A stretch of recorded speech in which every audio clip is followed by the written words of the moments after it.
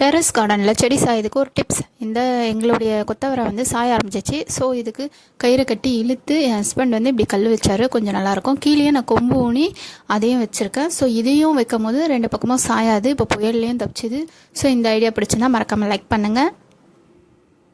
அப்புறம் பாருங்கள், நம்ம தோட்டத்திலே நம்ம டெரஸ் கார்டன்லேயே விளைஞ்ச கீரை தாங்க, முருங்கைக்கீரை கொஞ்சம் பறிக்கிறேங்க. ஸோ என்னென்ன அறுவடைன்னு பாருங்கள்.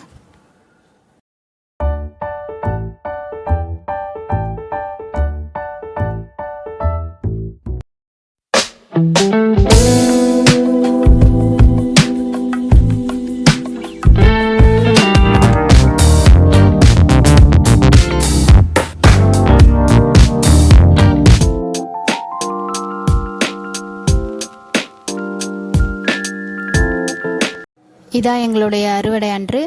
இந்த வீடியோ உங்களுக்கு பிடிச்சிருந்தா லைக் அண்ட் ஷேர் பண்ணுங்கள். பை பாய் மக்களே.